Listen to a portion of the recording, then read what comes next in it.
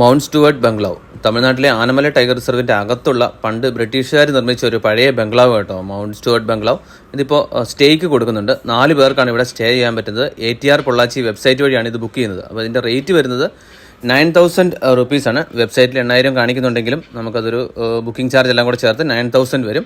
അപ്പോൾ നമ്മുടെ സ്വന്തം വണ്ടിയിൽ ടോപ്പ് സ്ലിപ്പിൽ ചെന്ന ശേഷം അവിടുന്ന് 3 കിലോമീറ്റർ കാട്ടിലൂടെ ഡ്രൈവ് ചെയ്ത് വേണം നമുക്ക് ഇങ്ങോട്ടേക്ക് എത്താൻ വേണ്ടിയിട്ട്. ഇവിടെ ഫുഡ് ഇവർ പ്രൊവൈഡ് ചെയ്യുന്നില്ല. ഒന്നുകിൽ നമുക്ക് ഫുഡ് വാങ്ങിച്ചുകൊണ്ട് പോകാം, അല്ലെങ്കിൽ അവിടെ ചെന്ന ശേഷം തിരിച്ച് ടോപ്പ് സ്ലിപ്പിലേക്ക് വണ്ടിയും കൊണ്ട് വന്ന് ഫുഡ് കഴിക്കാൻ പറ്റും. ഇങ്ങോട്ടേക്ക് വരുന്നത് നമ്മുടെ പറമ്പിക്കുളം റൂട്ടിൽ സേതുമേട് ചെക്ക് പോസ്റ്റ് കഴിഞ്ഞ് നമ്മൾ കാട്ടിൽ നിന്ന് ഇറങ്ങുമ്പോഴത്തേക്കും ടോപ്പ് സ്ലിപ്പ് എന്ന് പറഞ്ഞ തമിഴ്നാടിൻ്റെ ഒരു സ്റ്റേഷനുണ്ട്. അപ്പോൾ അവിടെയാണ് ഇതിൻ്റെ ഓഫീസ് വരുന്നത്. അവിടെ നമ്മൾ റിപ്പോർട്ട് ചെയ്ത ശേഷം ഉച്ചയ്ക്ക് 2 മണിക്ക് ആണ് ചെക്ക് ഇൻ ടൈം വരുന്നത്. അപ്പോൾ അവിടുന്ന് 3 കിലോമീറ്ററാണ് ഞാൻ മുന്നേ പറഞ്ഞ പോലെ കാടിനകത്തൂടെ പോയാണ് ഈ സ്റ്റേയിലെത്തുന്നത്.